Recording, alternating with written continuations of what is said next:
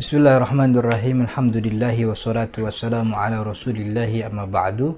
Teman-teman yang dirahmati Allah, bukan clickbait judul yang Anda baca, memang betul. Jadi sahabat Nabi Muhammad SAW banyak di antara mereka yang diriwayatkan mereka juga termasuk orang yang main catur. Setidaknya mereka pernah melihat orang bermain catur dan mereka tidak melarang, begitu.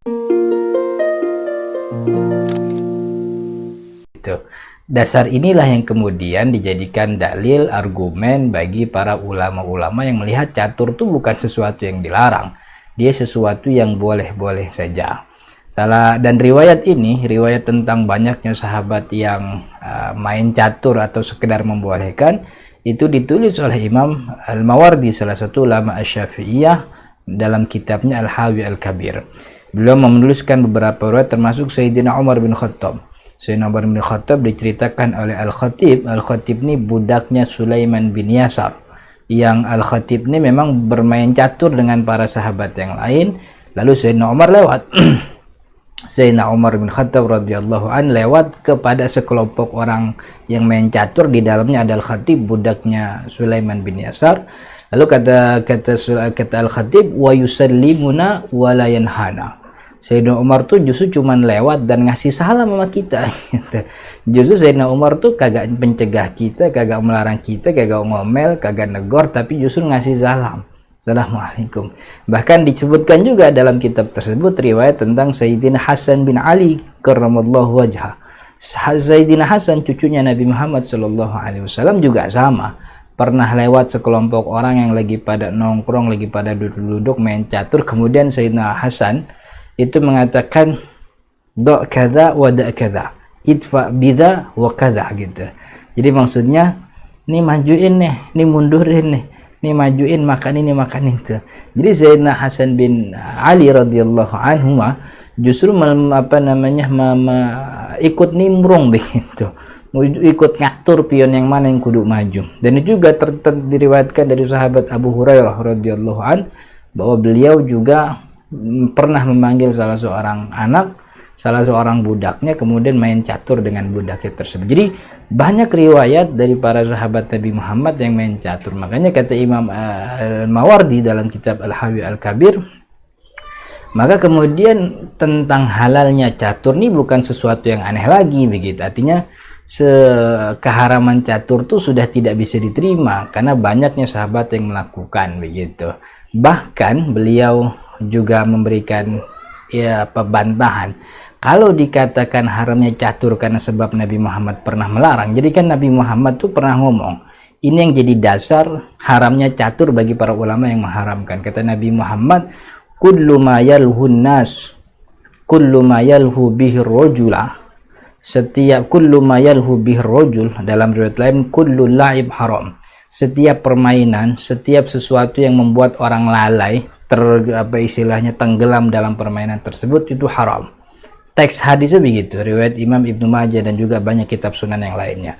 Jadi teks hadisnya Nabi Muhammad mengatakan seluruh bentuk permainan haram kecuali ada hal yang dikecualikan, yaitu mala ibarrajul biqausihi, orang yang main dengan anak panahnya, maksudnya memanah, wala ibarrajulu bifarasihi, dan dia main dengan kudanya, menunggang kuda maksudnya. Kemudian yang ketiga, wala ibarrajuli ma'azaujatih, mainnya laki-laki dengan perempuan, maksudnya suami istri nyampur gitu. Jadi semua permainan tuh haram, teksnya begitu. Semua permainan tuh haram kecuali tiga, naik kuda, memanah, dan naik istri. Bukan nyampur sama istri. Tiga ini yang dihalalkan. Nah, ini yang jadi dasar ulama yang mengharamkan. Karena Nabi Muhammad bilang gitu kok, semua permainan tuh haram, yang boleh cuma tiga. Kata Imam Al-Mawardi gini, kalau seandainya semua permainan haram dan dibolehkan hanya tiga itu, coba kita lihat. Tiga itu dihalalkan kan karena sebab dia punya kegunaan, dia punya manfaat, dia punya dampak positif. Orang yang memanah itu kan melatih keseimbangan badan, melatih fokus, melatih kerja otak, begitu. Begitu juga orang yang menunggang kuda, melatih daya tahan tubuh, kan begitu.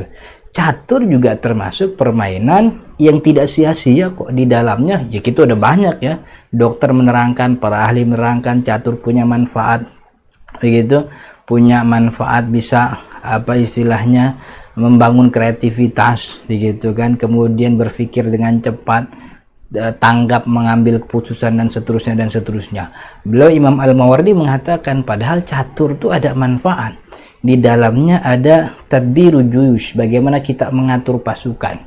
Ada apa namanya, al-hazm, gaya bagaimana kita menyerang ketika peperangan, dan juga ada makaidul harbi. Makaidul harbi itu strategi perang. Kapan kita nyerang, kapan kita singgah, kapan kita dan seterusnya. Jadi banyak manfaat. Kalau seandainya begitu ya, itu dihalalkan, yang mana menunggang kuda panah dihalalkan karena sebab banyak manfaat, tentu catur juga bisa dong. Istinbat itu bisa dipakai untuk catur. Maka catur termasuk daripada permainan yang dikecualikan bahwa itu boleh karena dia punya manfaat, punya dampak positif begitu. Jadi bukan sekedar haram. Betul memang dalam pandangan Asy-Syafi'iyah, mazhab Syafi'i memang memutlakkan bahwa catur itu makruh. Jadi bukan halal tapi makruh. Boleh tapi apa namanya, sebaiknya jangan.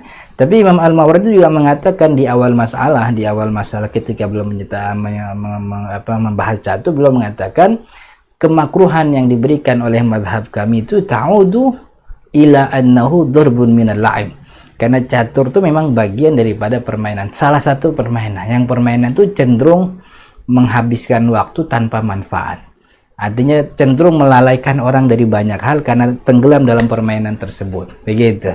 Artinya kalau main catur kemudian dia menghasilkan manfaat, katakanlah dia ikut perlombaan mengharumkan nama lurah, nama camat dan seterusnya, tentu kan kemakruhan itu hilang, karena makruhnya itu karena sebab melalaikan waktu, menghabiskan waktu dengan kemanfaatan yang nihil, tapi ternyata dia tuh dapat manfaatnya. Yang beneran haram tuh main PUBG, main Mobile Legends yang nggak tahu waktu sholat kapan tuh, yang sehingga abai. Jangankan azan, emaknya manggil dia gak nengok. Itu kan yang haram, beneran haram tuh, bukan makruh lagi. Jadi kalau catur kemudian di dalamnya ada kemanfaatan, tentu jangan dibarengi dengan kemaksiatan. Ya dibarengi dengan judi, dibarengi dengan gagah-gagahan, dibarengi dengan kesombongan, dibarengi dengan niat untuk mengalahkan orang lain, maksudnya untuk nginjek-nginjek dan seterusnya. Tentu itu yang diharamkan. Bukan catur haramnya, tapi haram dalam hal dampaknya itu, apa namanya, gagah-gagahannya itu, sombong-sombongnya itu yang diharamkan. Wallahu ta'ala alam, hadanallahu wa iyyakum ajma'in. Assalamualaikum warahmatullahi wabarakatuh.